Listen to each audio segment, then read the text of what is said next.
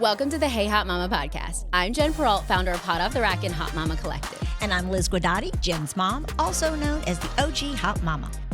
We're a mother-daughter duo having real conversations about motherhood, health, life, and finding more joy in the everyday moments. And Jenny is known for her positive outlook and daily gratitude practice. And together, we're here to share stories, perspective shifts, and plenty of laughs along the way. Because at the end of the day, we all deserve to feel like the hot mamas we truly are.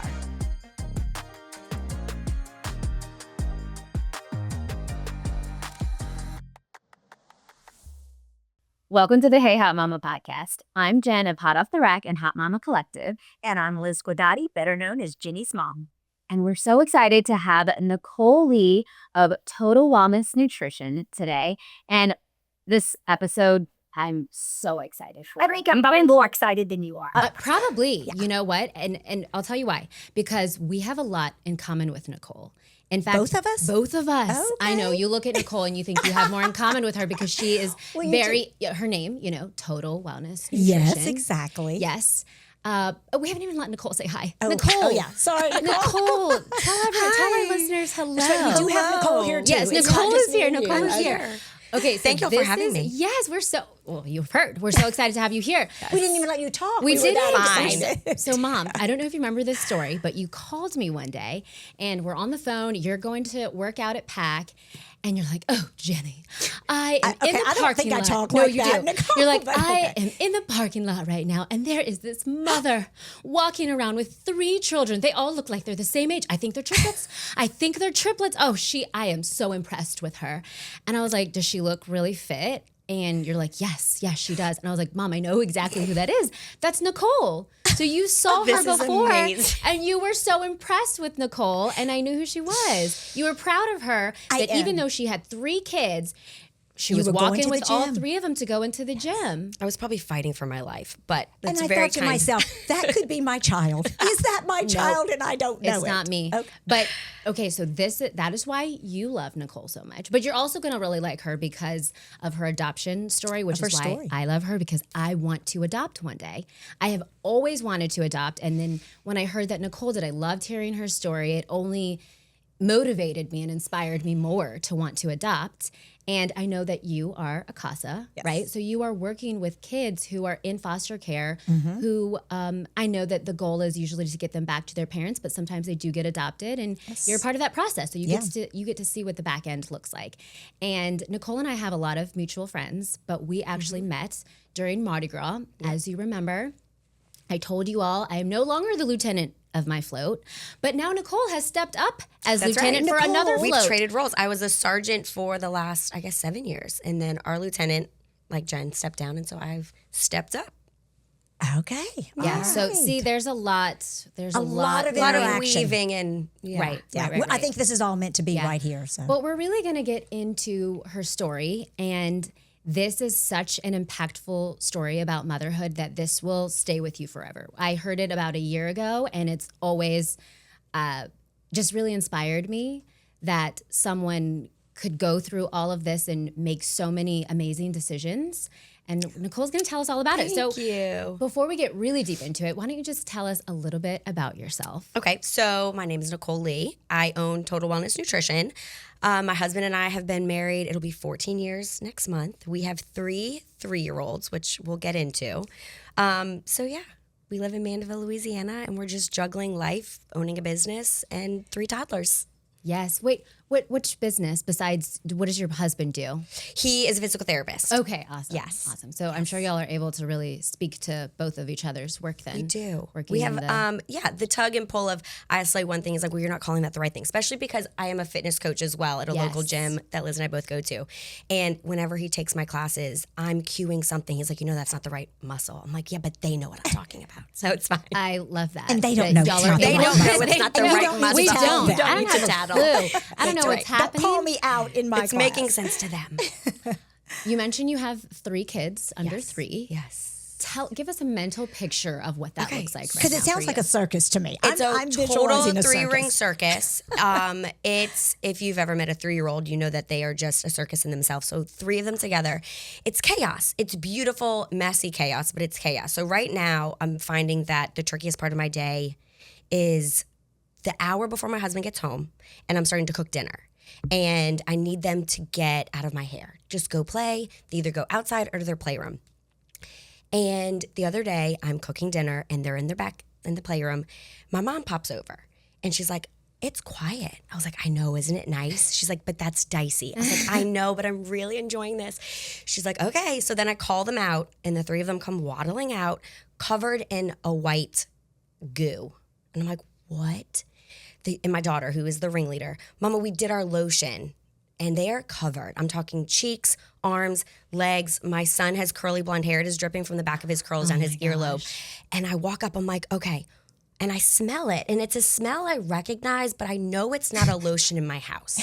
So I was like, okay. So I go to the back and I find the tube of toothpaste, the strawberry white toothpaste. They have squeezed out the entire tube. They have covered their bodies with it. They have covered in their playroom. They have a daybed, the pillows, the comforter, everything. That's just a Tuesday. All over the furniture. My mom would die. My mom would absolutely What die. did I do to deserve this? I am not mature enough for this. Thank God my mom was there, but she bounced very thank quickly. goodness your mom. Oh no, she left you with the She's like, toothpaste. oh, I'm so sorry, reservations. I gotta go. Oh my No, gosh. so it's fine. But that's just it's they're always up to something. They're just I love that you say your daughter she is the ringleader. ringleader. God knew I only needed one daughter, and she is the boss. I love it. It terrifies me, but I love it. So Okay, I need to breathe. Where's our margaritas? I know. We should have brought margaritas to this. The Nicole probably margarita. does need a I do margarita. most of the time. Hearing this circus that you have going on at your house, what did you before the circus? Yes. What did you picture motherhood would look like for you? Oh, I pictured it, the easy, and I would have this baby or this child dressed in a beautiful outfit every day, and their hair was combed and everything was perfect and easy, and they ate what I asked them to eat and they slept when I asked them to sleep, and that is so not the case. I think we all dreamt of such things. Absolutely. I thought the same thing. I thought, I'm going to have this cute little baby all dressed when her daddy comes home, and I'm going to walk out to the car and be like, we're both going to be happy. And instead, they're in weren't not happy. matching pajamas. I haven't bathed in 3 days. I'm in the pajamas you left me in. It's just not that. And that's okay. I needed that perspective shift, and that's okay. I love where we're at. It's, like I said, chaos, but it's great. It's great chaos. Yes. And did you always know you wanted to be a mom? Yes. I always wanted to be a mom. I grew up with a brother and a sister, and I always pictured I always pictured a full kitchen table. Or a full dining room table. Love that. I love that wanted vision. Always we had family dinners. We all had to eat together. It wasn't the TV was on, one was here, one was there. We all ate together, and I've always pictured that. And you thought that's the way it was going to be. Correct. And my husband always wanted to be a dad. So when we were dating, when we got married, we knew we always wanted to be parents. That was always on the docket for us. Yeah. Well, when did you realize that journey may look different for you? I feel like I was thinking about this kind of preparing for today, that I always feel like I had a feeling that it wasn't going to be easy or just like black and white. So we were married in 2012. We decided it was time, like we stopped protecting and started trying, I guess in 2015. And when it didn't happen, like everyone expects, okay, I'm going to get pregnant this month. Because that's what, when you first start trying, it's going to happen. Yeah, That's how it's supposed to happen. So it didn't. So I was like, okay, I'll go talk to my doctor, and spent a couple months with my OB exploring different options, the basic beginnings of a fertility journey, some Clomid, some progesterone, seeing where that took us. And then eventually we were referred to a fertility clinic and then started that journey from there. Was that, sorry, go ahead. Oh, yeah, I wanted to ask, but they couldn't really pinpoint a reason on why this wasn't happening. Not at the OB. She was, we did everything from let's try some progesterone. We went through all the little wives' tale things, like take some cough syrup, lay with your legs up, all the things. Yeah. All the things. Yes. Don't stop running. Maybe stop exercising as much. Don't stress out.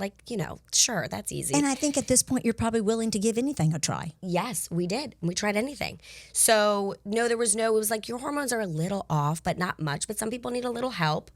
So we did the Clomid. And with fertility, they usually say any plan that you start, whether it's Clomid, whether it's injections, whether it's timed intercourse, IUIs, they say usually after 3 tries of that one plan, it's time to move to the next option because now the chances of that happening, they usually don't suggest more than 3 times. Wow, I didn't think about it like that. Yes. So we did, I think, 2 months, 2 rounds of Clomid before she was like, all right, I think you need to go see my friend at the fertility clinic.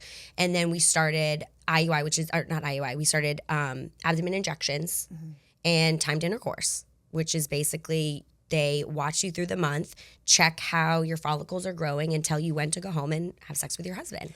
Which in itself is something to deal with because then you're like, all right, let's go. Got to get in that bedroom. goodness. You're on. Yeah. You got to Yes. perform. Let's move it. How did this like impact your relationship and your personal life? While we were in it, because we were so determined that it didn't really bother us. I don't remember during it being like a struggle for us because we just wanted to be parents so badly. We wanted this to happen. We were going to do anything You were we a could. teen. Yep. Yeah. As we were getting towards the end of our fertility journey, it was weighing on me. It was starting to, I was pumped up with hormones for the better part of 2 years. My body was changing. I was a basket case. I was probably not a great wife or friend because at that same time, I'm getting the phone calls from friends and my sisters. Everyone's having their babies. And I didn't want to be handled with kid gloves. But then I was upset when they weren't being sensitive to the fact. So it was, I have guilt about that time of how I probably behaved. Not that there was anything I could really do about it in the moment, right? I do think I was feeling all the things that I should have and could have been feeling. But that's when it started weighing, when we're like, we're doing all the things, we're throwing all the money. Our sex life is solely based around conceiving. That I was like, oh my gosh, I've lost myself. I've lost our connection. It was hard. But I don't think when we were in this early stage of it, we were just in it. Right. So it didn't feel like that. It was towards the end where it was like, oh no, it's not working. Yeah. Like nothing's working. Yeah. Something that I think would be hard for me is being happy. I'm just being honest. Being happy 1,000%. when you find out someone else is pregnant. Yes. I just And I had that conversation with a lot of friends or with my family. It's not, or my husband, it's not that I'm not happy for them. It's just a reminder that I'm also not in that season with them. Yeah. And then of course you have this irrational spiral of I'm going to miss the wave of all my friends having children and I'm going to have to make new friends. It was one of the, these were real fears that I thankfully have not missed that window. But at that time it felt But I'm all sure consuming, that's like I'm missing something it. a lot of people fear. And you've had these friendships for years and like, I'm going to lose it because I can't get pregnant over this, or, I'm watching it'll happen. And so it was hard to be happy. It was hard to put a smile on. I bowed out of a lot of things, but it was hard. So we eventually got to IVF. We exhausted all options before. This is your next step. And this was 2017. So we started IVF the very beginning of 17. It was January, February.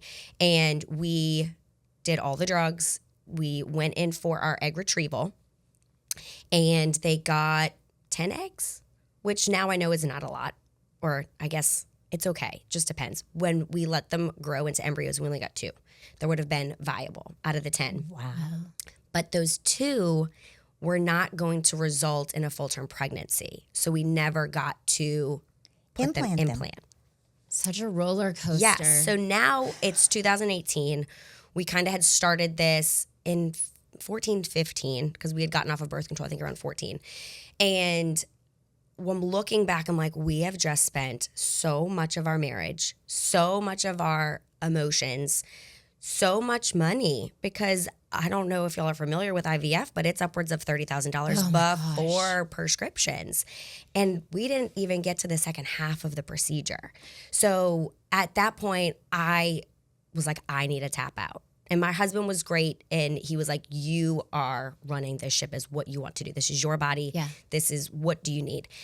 And I was like, I need a timeout. I need a timeout. And the doctor was like, we can do it again. Now we know we just need more drugs. And I just couldn't. I was like, we can't, I need a timeout.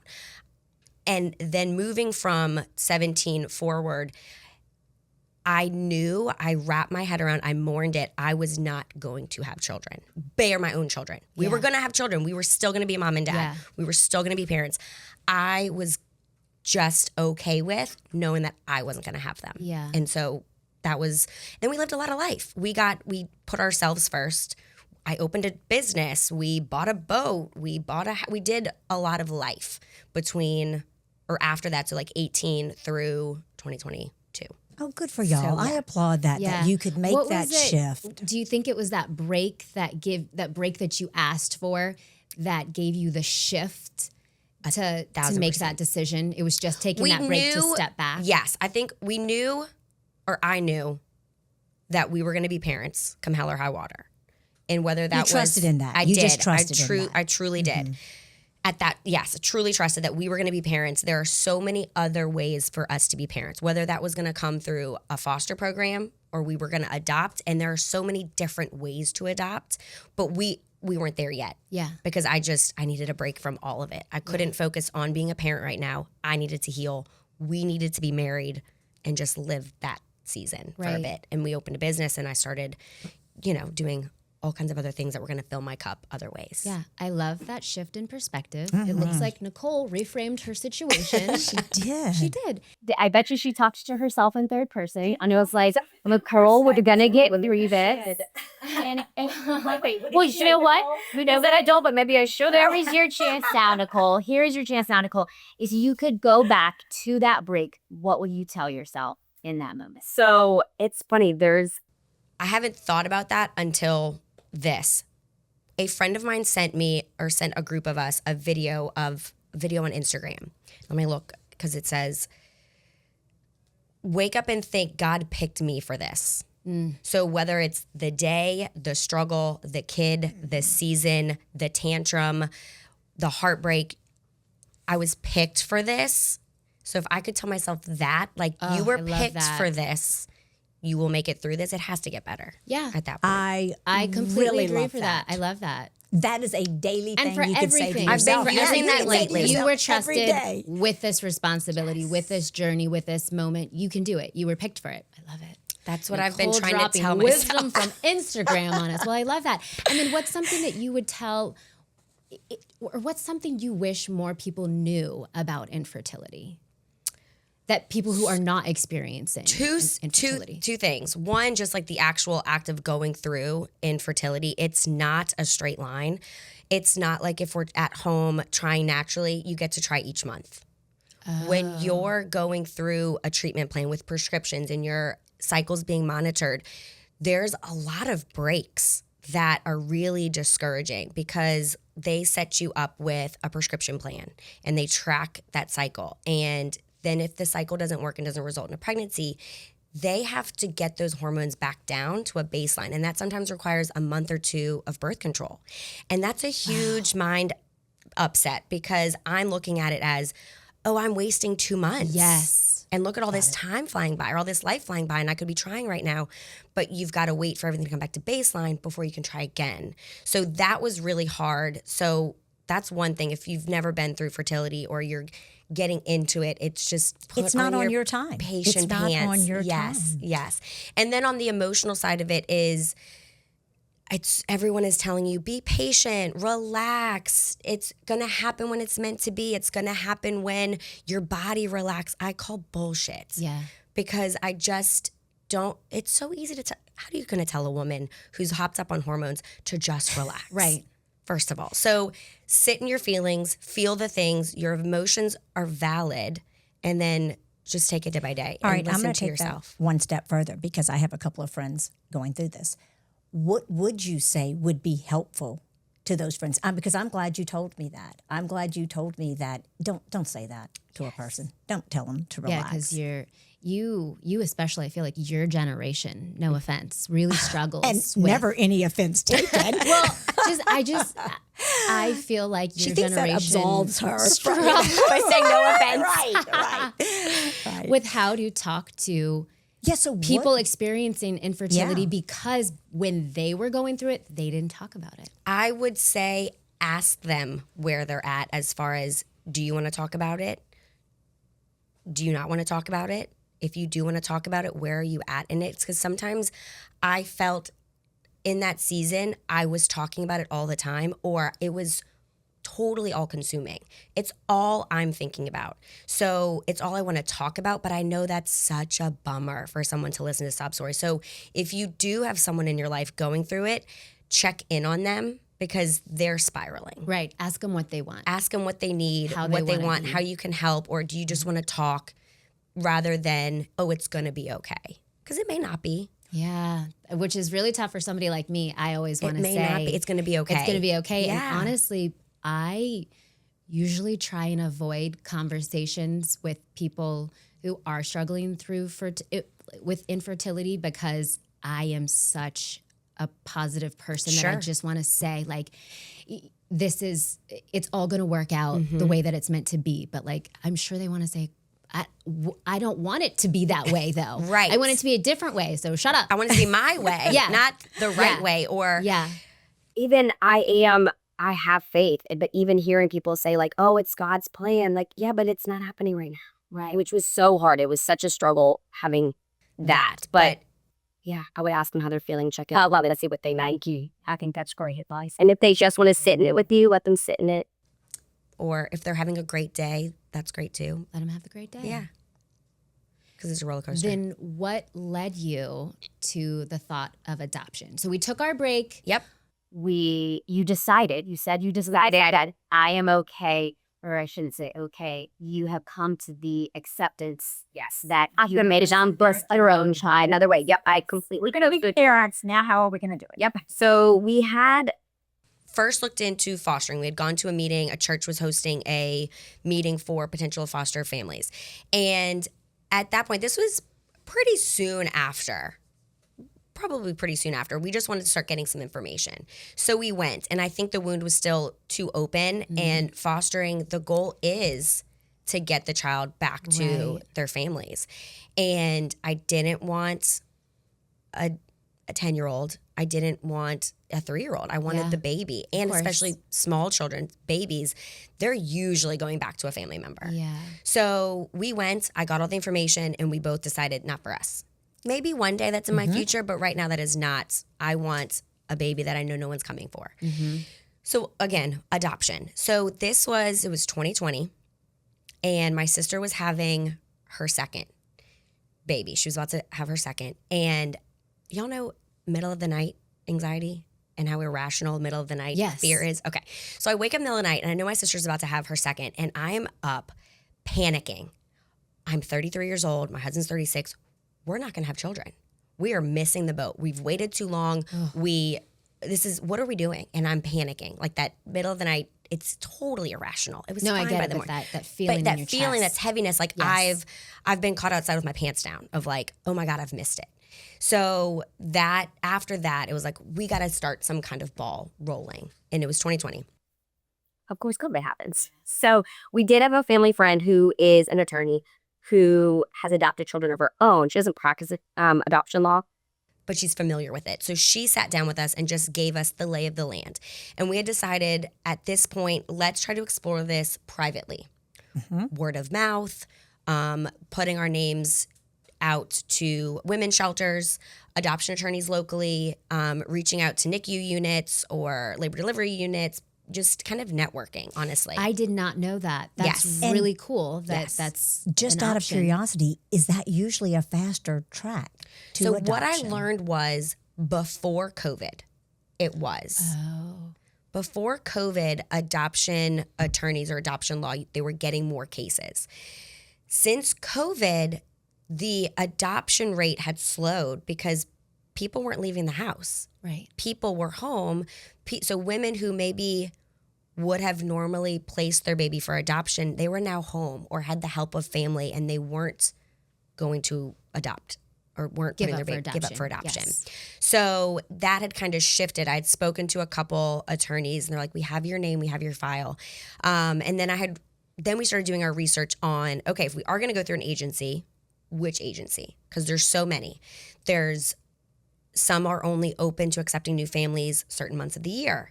Some have a wait list. Some you can jump on whenever you want, but maybe the price is too high. So there's so many different things. So we did our research.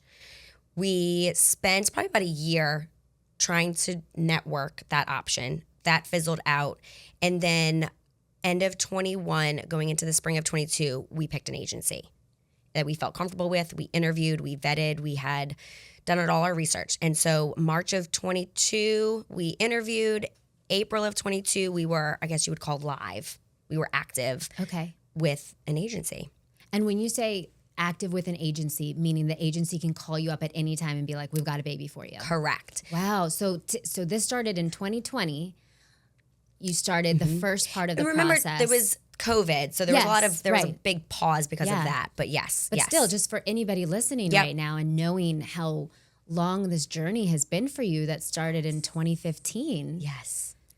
Wow. Now, when you say y'all were vetted, y'all were live. Yes. You said live? Yes. Now, at this point, does the mother who wants to give up the child come in and select Yes. the family? So you're in a system right now. I'm in a system. Okay, so we had to, as the adopting family, we fill out a ton of paperwork as far as what we are willing to accept from the birth family.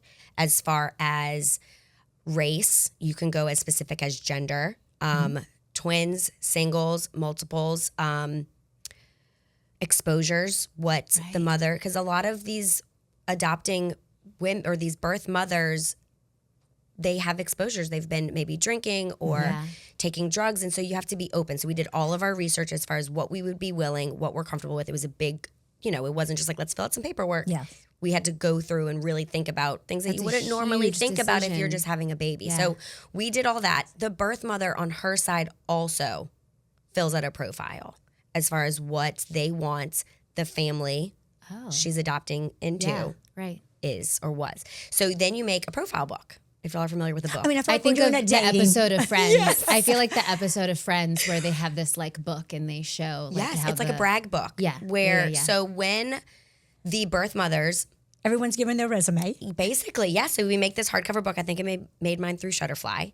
And it just, you want to show your family, highlight what your core values are, what you and your spouse do for work, what do you love to do as hobbies, what brings you joy, what does your home look like, do you have pets, do you have siblings, is your family nearby, what does that look, paint that picture. For these birth mothers to be able to, confidently choose a family for their child.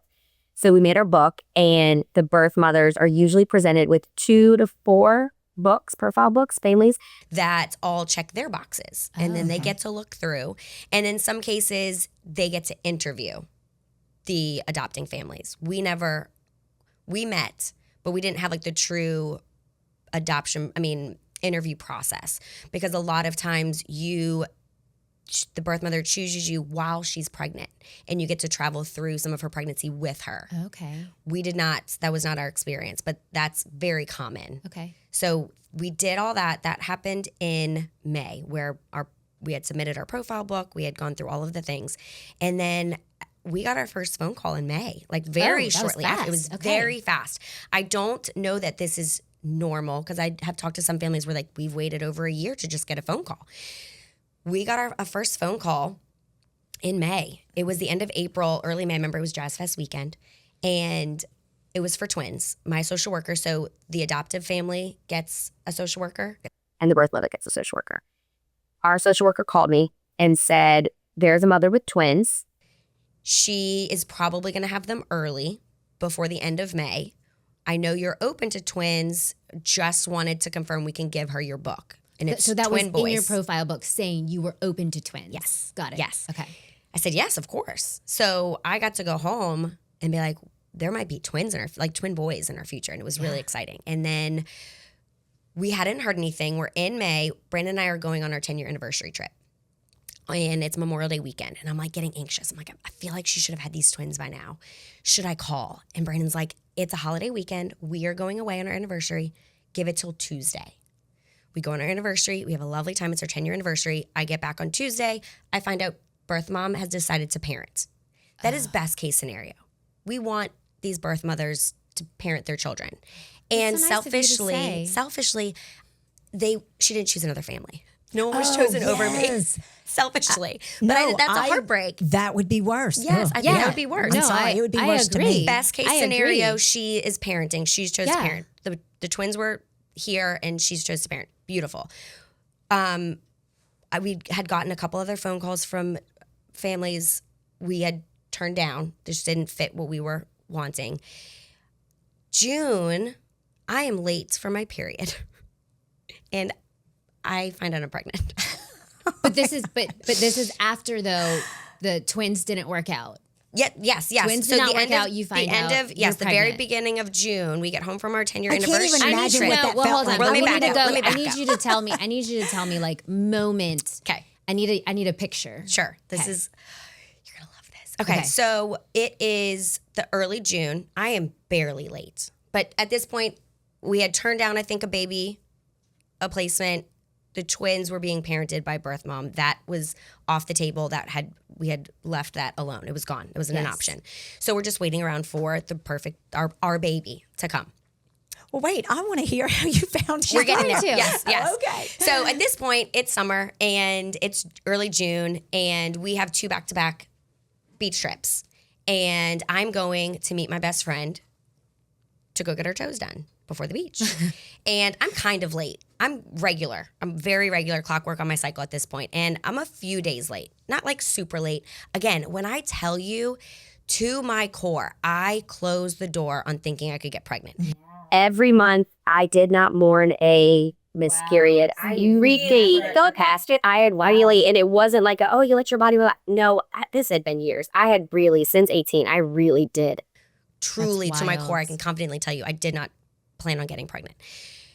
So I had time to kill. And this is so silly. This is how my brain works. When I was in the habit of taking pregnancy tests often, whatever it was, and when you're infertility, you are counting down the hours to know when you can get that first positive. Like I knew to a T, like when as early as whatever, when I could take a test. Every time, I kid you not, every time I took a test, I started my period. That bathroom, like when I went to the bathroom to take that test, my period had started. So in my head, I got to go to the beach. I have 2 trips coming up. I need this period to come and go. So I revert back to really sound thinking. I'm going to go take a pregnancy test and my period's going to start and we're going to get this show on the road. This is so funny. This is insane. So I had time to kill. I shoot into CBS, get a pregnancy test. I'm going to get my nails done. They make you wash your hands first. So I'm like, I'll go in, go to the bathroom, I'll pee on the test, I'll wash my hands. Boom, period's going to come. It goes positive so quickly. And now I'm sitting at a nail salon with a positive pregnancy test in my clutch. And I call my friend. I'm like, where I got the chills. are you? Where are you? She's like, I'm about to pull in. So I go in the parking lot and she comes in honking.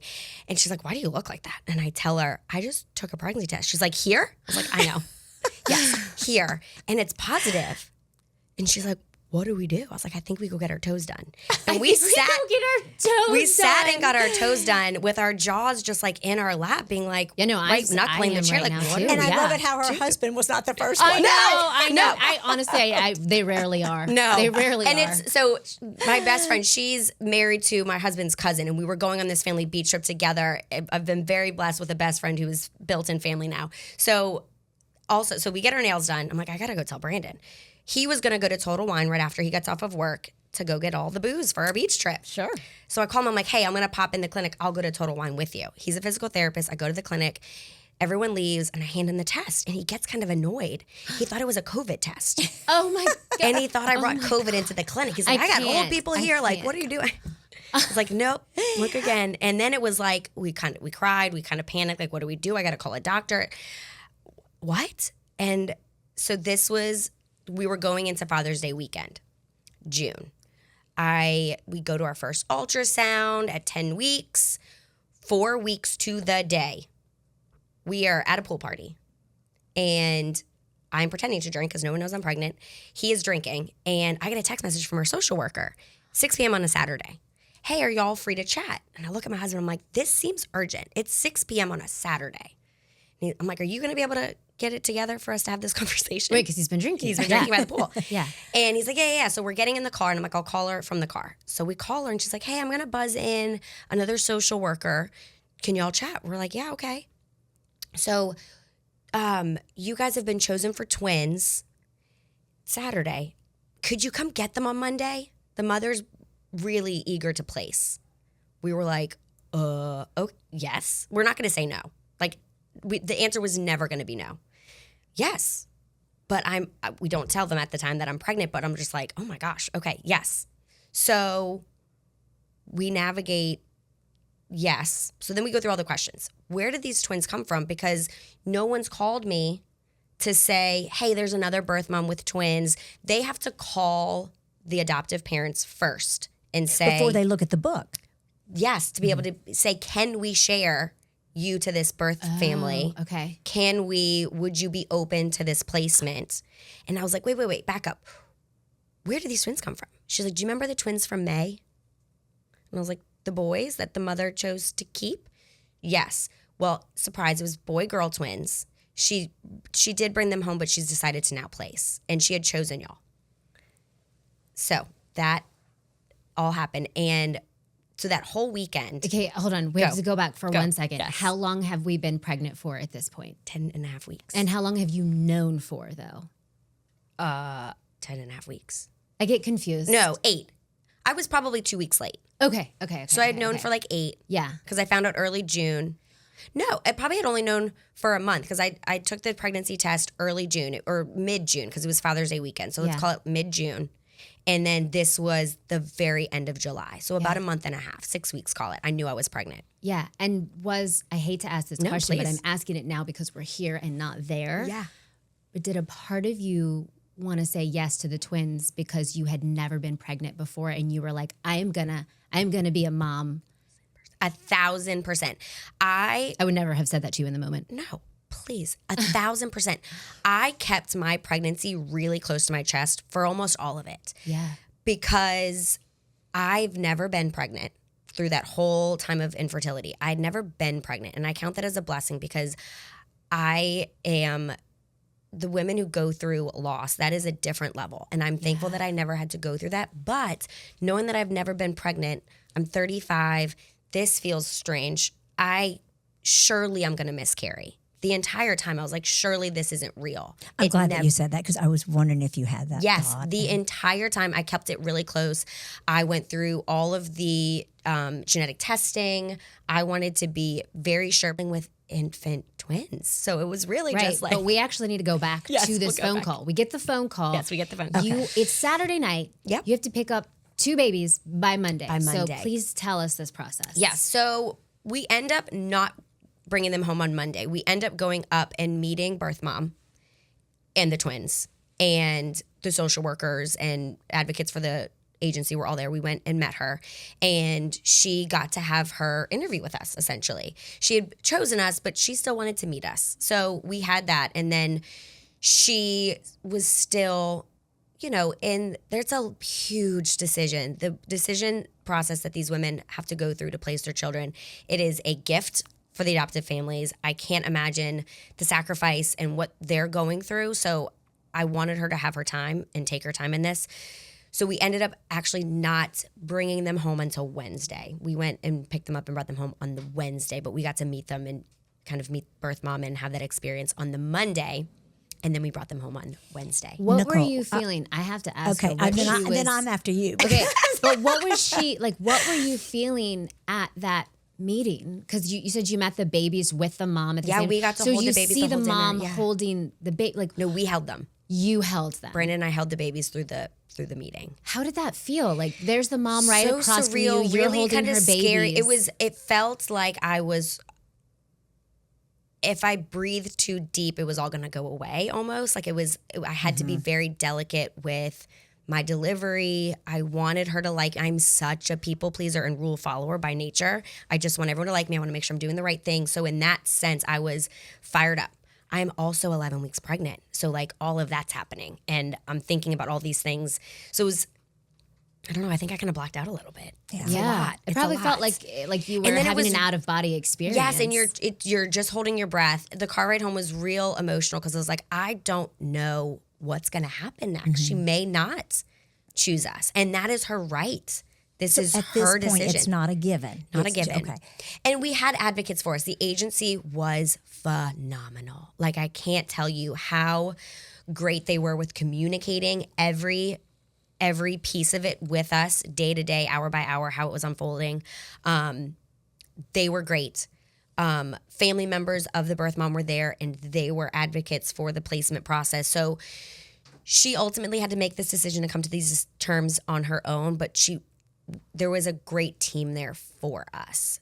Tell us the moment and what it was like. I want a mental picture of you bringing these twins home to your house. You've been on this journey for so long, and here you are walking up to your house with a boy and a girl.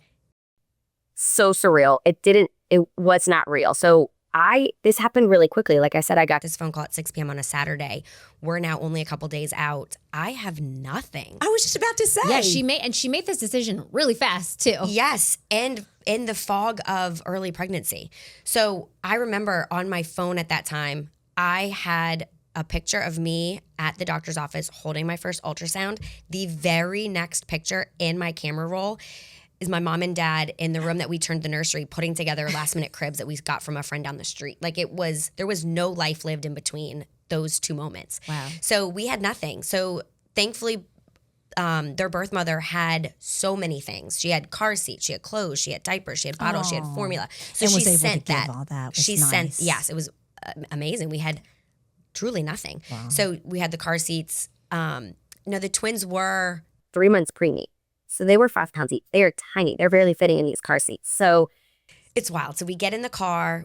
I'm in the back seat. We're driving home. We're on the causeway. My husband is obviously white knuckling it. We've never driven with kids in our back seat. I don't think. I don't think we've ever had. Imagine having to go across the causeway. Were you like continuing to look back in the car? Well, she was back there with them. there. She was back there. I'm like, what is happening? Like and it was the same night. Jen, you'll love this. It was the same night as throw distribution. No, the check the night you pay. Oh, okay. So the General throw admission meeting. Yeah, so yeah, yeah. I'm getting all these. This is Mardi Gras stuff. Yes. Yeah, this is so Mardi Gras I'm stuff. getting all these phone calls and texts from girls being like, hey, I want to drop off a check. Hey, I'm going to meet you there. Can I have your check? And I have to just say, sure. And then tell my mom, go get all this money out of my mailbox to bring to this meeting. And because I can't say anything yet. Yes, right. So we are driving across the causeway. Some of our best friends surprised us in the quick 2-hour turnaround with stakes in our yard that said boy, girl. And so we got home and got to take pictures, and our parents met us there, and it was insane. It was so wild. And then we just had 2 babies. That's wild. Yes. And after hearing all this, I feel like we have to commend both of these women in this story. It was the brave mother she tried to keep them. She wanted to, but she wanted to. Not everybody is in the position at that time. Yes, at is that in the time, season of life or she wasn't position where they can, and in the position to do it. Bravely gave these babies to Nichole, and Nichole bravely took that on while she was pregnant. While and she these was are pregnant. twins. Oh, absolutely. And in Jenny, the matter of an Jenny, afternoon, Jenny. Yeah, seriously. we're clapping in case the mic doesn't pick it up. For me, it is all about how these people were totally focused on innocent babies. Yes.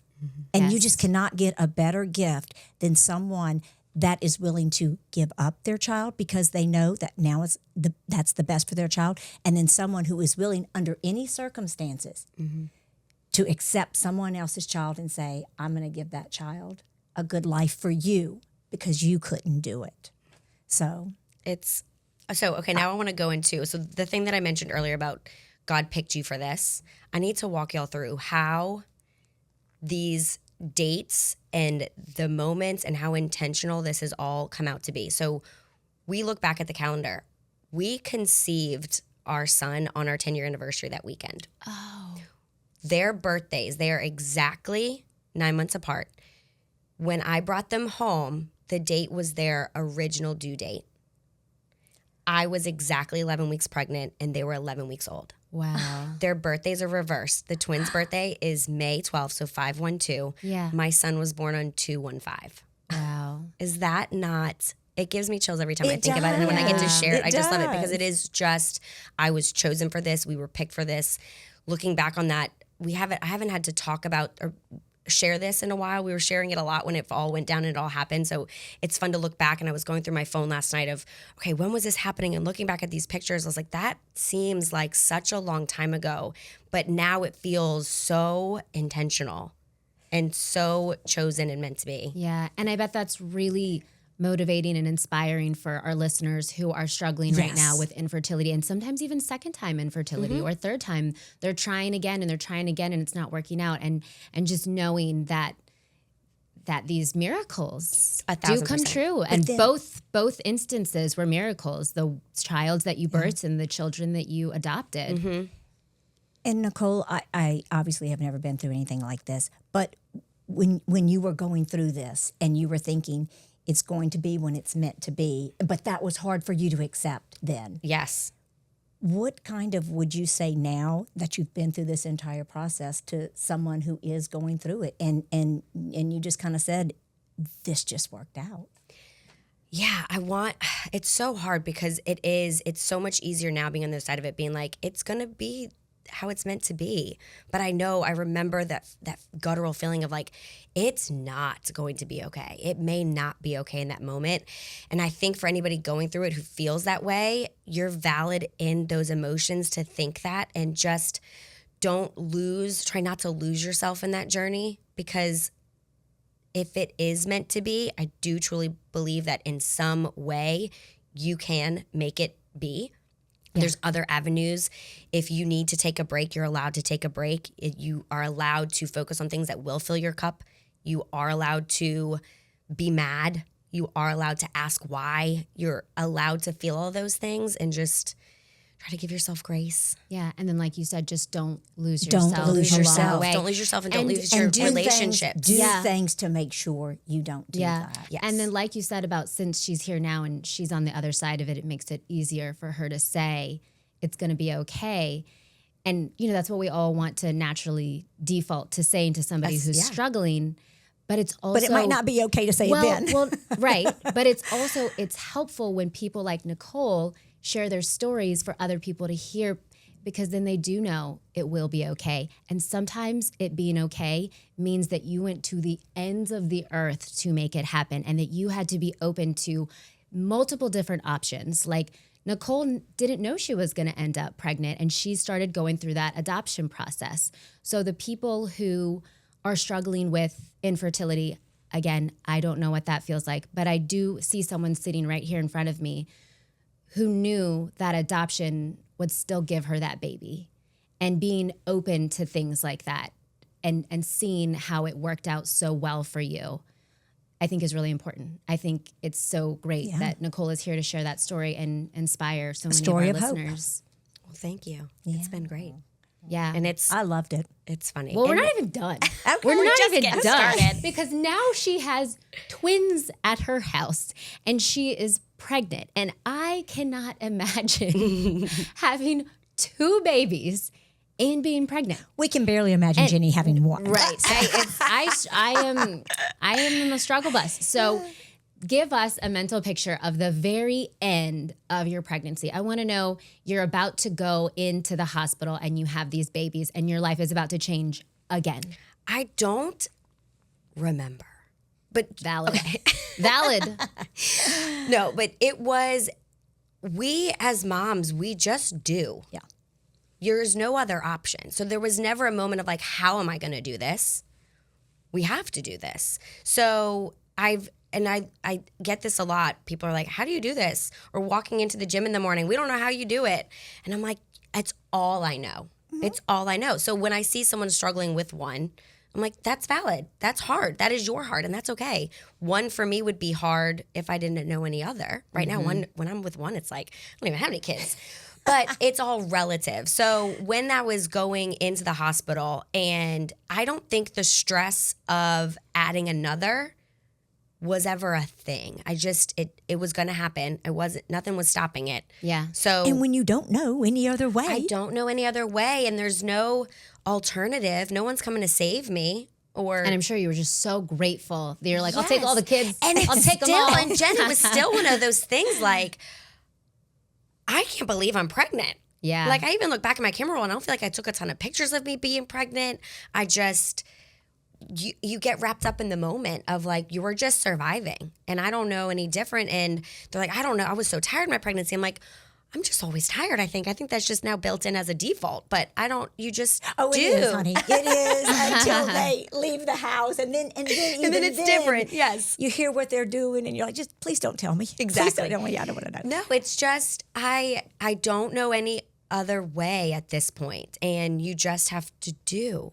and we just did it. Yeah. Okay, and so I you think that really adopted- ties. You adopted a boy and a girl.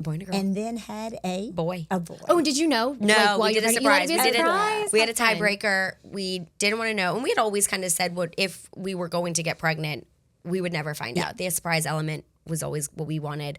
We had one name picked out. It was going to be that regardless, boy or girl. And it was a tiebreaker. Yeah. And the twins came. And the twins, again, being so preemie, they were tiny at 9 months. So he couldn't hold himself up, but he was like their size when I had a big baby. Yeah. And then I had 2 tiny twins. So it was just the journey coming home from the hospital. That's where, when I look back, that got dicey. That was hard. Where I was like, oh, now I'm drowning a little bit. I had help. I have support, but I wanted to breastfeed, and breastfeeding wasn't coming easy. And I was like, I am going to breastfeed.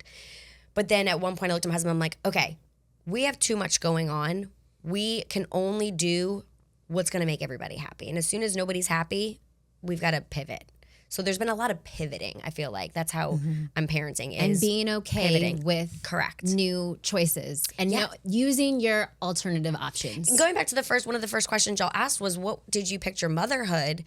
I had it in a box, right? You paint this picture of what it's going to look like, Sure, and or else you now wouldn't do it. Right. Now knew what it's it this was really constant. It's constant troubleshooting. It's a constant pivot. It's anticipating the fire so that it doesn't light. We're just in troubleshoot mode all the time. Yeah. It's probably not enjoying those quiet moments that you thought were quiet. And I always end up paying for it. You just get But you're lost like, in damn it. it, I'm for a going to little do it bit. anyway because Yes, I just need it. I'm like, I'll fix this problem later. Well, I think we have to call out the fact that with Nichole being a fitness and health coach, you are constantly having to stay positive and motivated and shift your perspective. Because like you said, being able to get up early in the morning and hit the gym and go when you don't want to go and stay on top of your health, even when you don't feel like being healthy.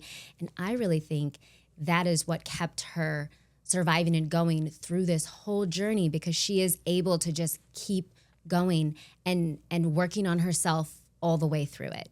Even though I'm sure, which you might tell us now, was there a moment after having all 3 of them at home that you felt like you weren't going to be able to maintain this fit and healthy life that you have your whole life? No, it never. Good for you. Yeah, I never.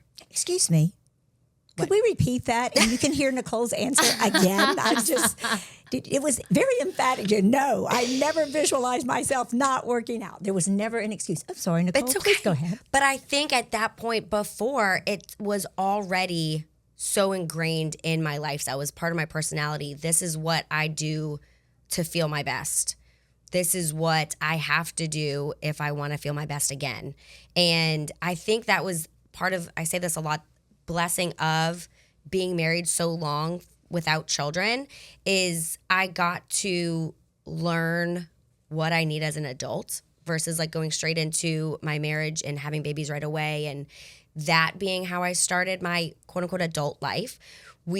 I know what I need to be successful personally, not like career wise or anything, but just be my best self. Be my happiest self. What's going to make me feel good is also going to project on, I'm going to be a better wife. I'm going to be a better friend. So I did not ever have the, I can't do it today. It was just, how am I going to do it today? When am I going to do it today? Yeah. Because that's my how mom you likes knew. hearing that, for sure. But I do understand not everybody, some people have to start that journey after children. And I think that's also been a blessing that I did nutrition coaching and wellness coaching before kids and have continued after kids, that I've seen both of those perspectives and how everybody's heart is hard, right? So what's hard for you, you may not think is hard for me, but it's all relative. Everybody has a different version of Everyone has a different version. So like if that is hard for you, we have to find ways that it won't be. And you can certainly start your health journey. And we at talk any about that in age. episode 2 about your why, of why you want to start something, like why you want to go on this health and fitness journey, or why you want to keep going. Yes. When Because you're the hungry, motivation get that dies journey. out.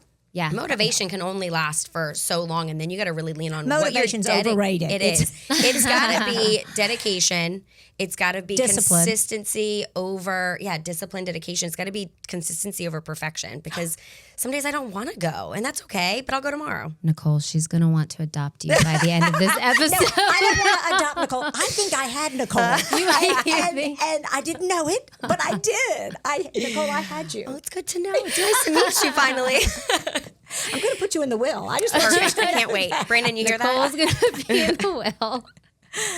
Well, I know that all of our listeners right now have so many questions they want to ask you, but we're about to give them a plot twist. Okay, yes. Because I just found out something the other day. You're not pregnant. No. Neither one of us. No. And okay, but this is why. So Nichole just told me that she recently got a hysterectomy. I did in September. Best thing I've ever done. Outside of have all my children, but yes, And I had a hysterectomy. walk us through that process. So the why. during this whole journey of life, sometime around, I don't know, probably 2014, 13, it was after we got married. I don't remember it prior to being married. I have always struggled with debilitating cramps. And this isn't your run-of-the-mill, I need a heating pad, let's pop some ibuprofen. This is naked on the bathroom floor at 2 a.m. My husband's about to call an ambulance.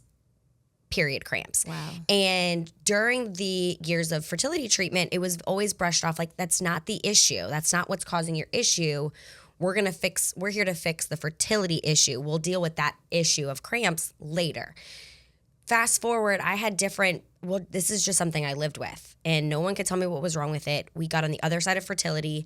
I went to OBs being like, someone give me an answer. And I wanted it to be endometriosis, because I know you can go in and clean up some of that and relieve some of that.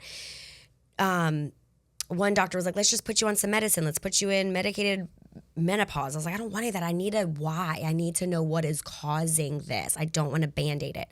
Found a physician on the South Shore. She went in, she did the scope, no endometriosis. Everything is beautiful. We don't know what is causing the severe pain. I'm so sorry. Shortly after that procedure is when I find out I'm pregnant. And then you hear after having a baby, a lot of those hormonal issues from a cycle resolve themselves. Oh, yeah. So I'm crossing fingers and praying that after this baby, maybe my period cramps will be gone. They're not gone. They are not gone. They are back, and they were full force, and I now need to find a solution. I go to my OB at this point who had delivered my baby. I was like, I got to do something. She's like, you want to take it out? I was like, yes. So we did an ultrasound first, and she found that I was full of fibroids. No one had seen them before. Wow. All of the years of ultrasounds and all the things no one had mentioned. Oh, by the way, you're full of fibroids. That's what's causing all this pain and bloating and discomfort you're having every time you ovulate and every time you have a cycle. So she's like, let's take it out. I was like, let's take it out. So we did a partial hysterectomy. They took out my uterus. I still have my ovaries. They took out fallopian tube, cervix, and uterus. Ovaries. So I didn't go into menopause. I don't need any hormone replacement. Oh, wow. Okay. But so Nice. I still have the hormonal shifts of a cycle. Yeah. But I don't have all the bad stuff that comes with it. It's a dream.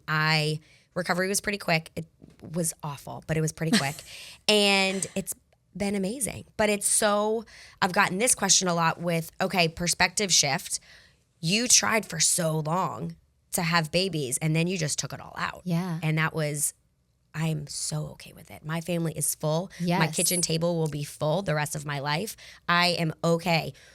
I'm okay. I was now ready I need comfort.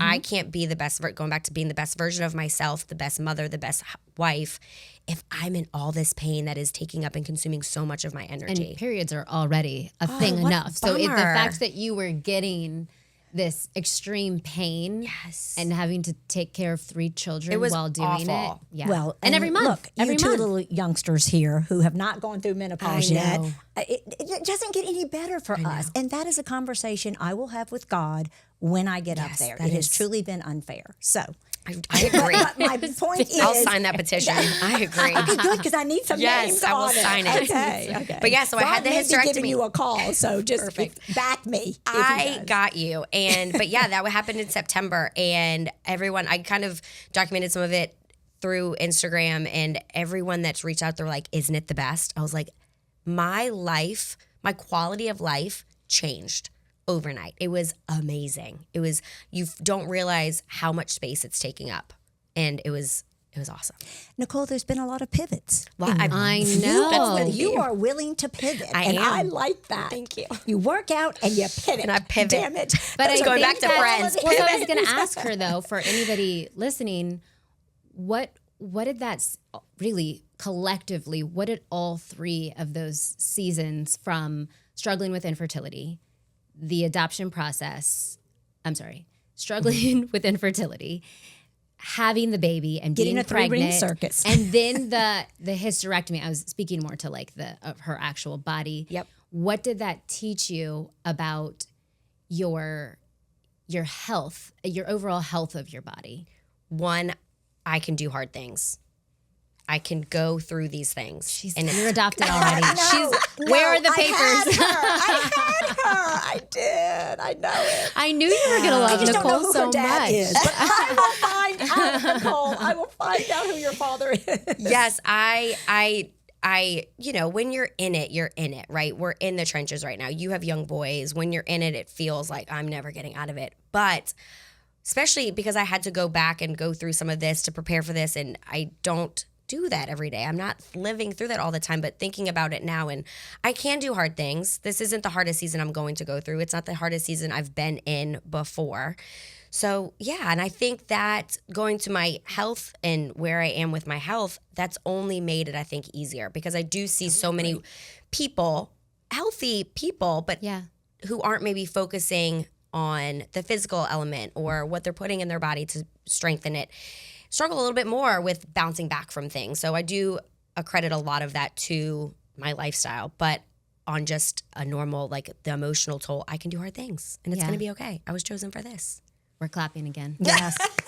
I might almost stand up. I know. I thought about if she it. says I've one more thing. Well, I feel like you've had so many things to be grateful over the course of your entire journey, but what are you most grateful in this season of life right now? My tribe, because I really thought... And your new mother. And my new mom. I really thought I was going to do it alone. Not alone, like in the sense of I have my family, I have my husband, I have that support system. But I thought I was going to miss the wave of my friends going through it, and I didn't. I have some friends who have children younger than me still. I'm still in the season of raising small children with some of my most favorite people.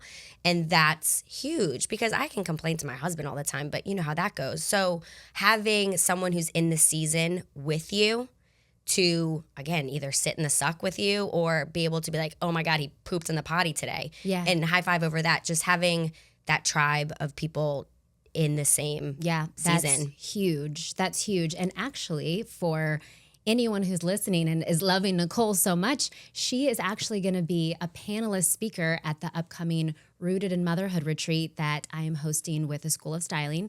It is on Monday, April 27th at the Southern Hotel. You can reach out to us for tickets.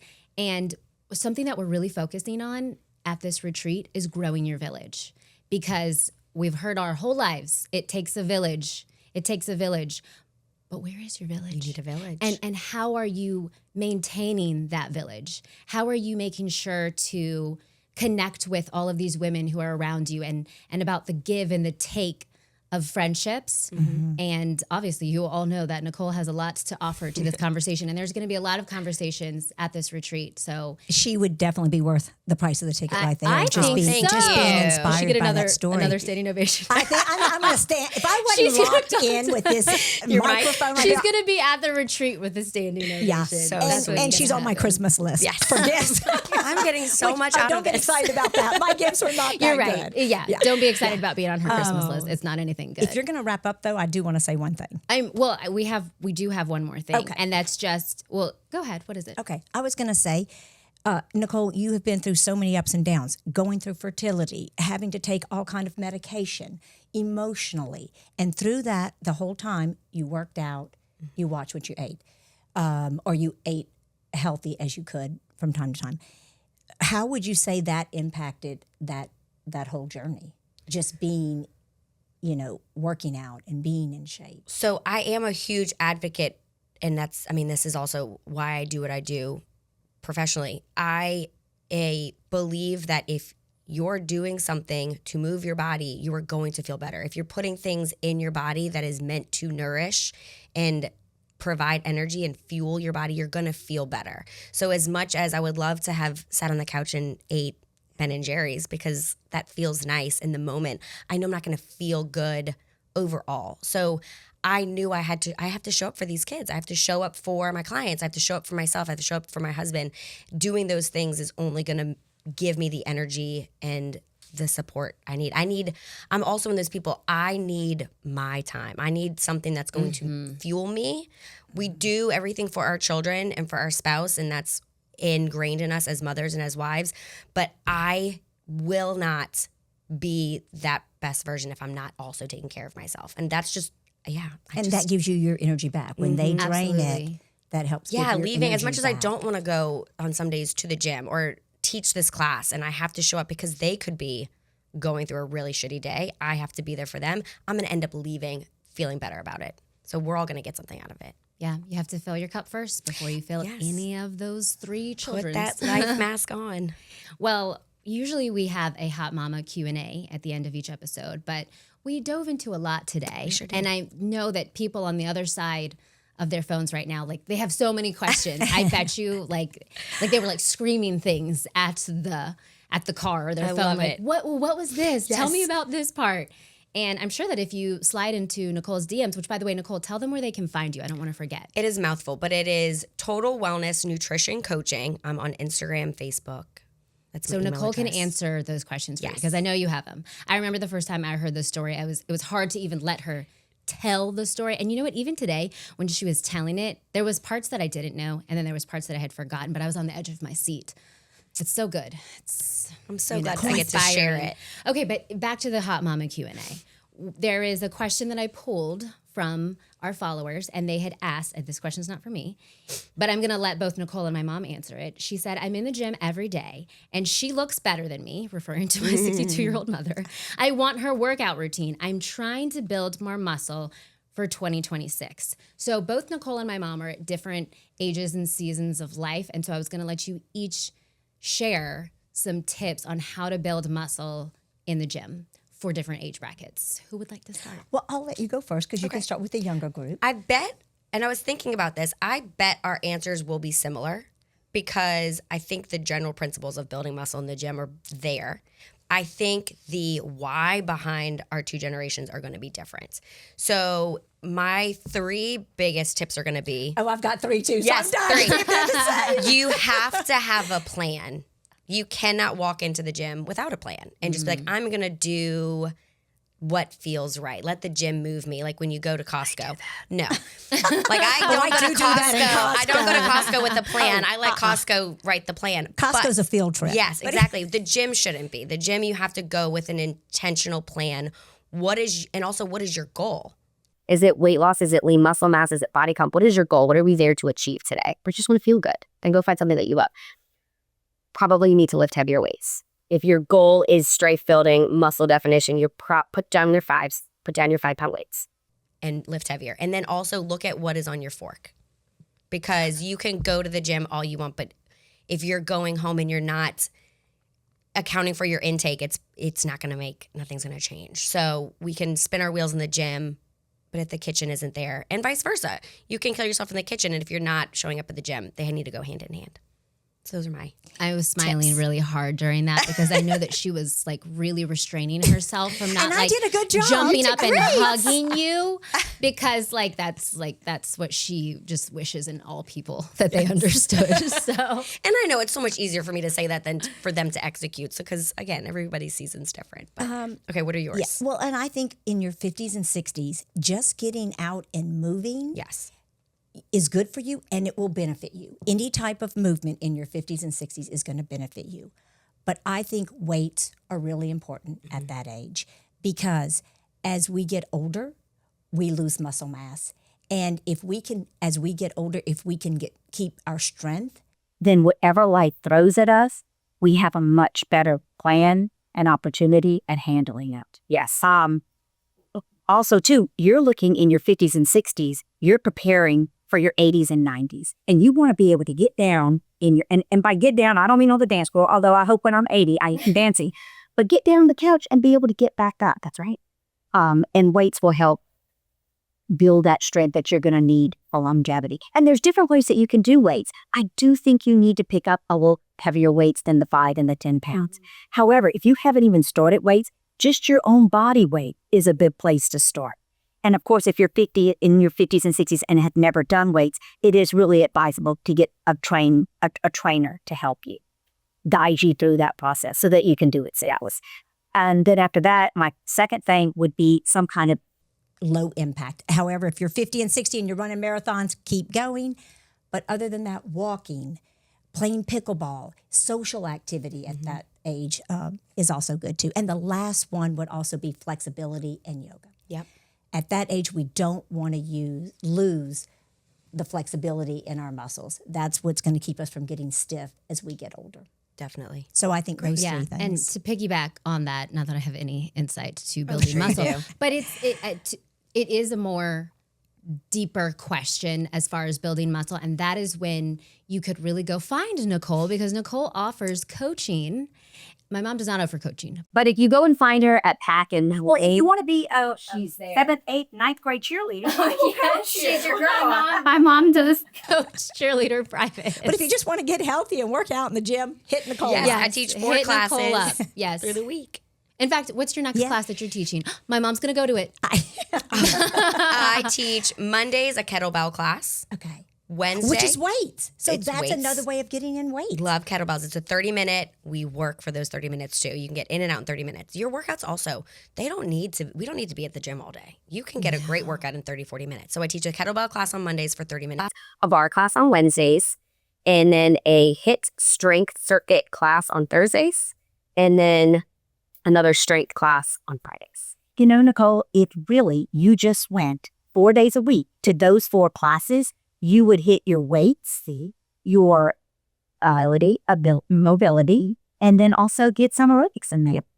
And that would be a good variety. And you don't have to plan it because you've already done it for you. Nichole has already done it all for you. And I have a really good time. Yeah, we're going to go to her next class. Okay. Shake on it. All right. Oh, I We're love going this. to her next class. Well, this was such an amazing episode, like I knew it would be. And I was right that my mom was going to love you. And thank you all for whoever's listening right now. Thanks for hanging out with us today. Remember that so much of the joy that you experience in life is the joy that you choose to see. So get out there, keep soaking up those little moments, and keep showing up as the hot mamas you truly are.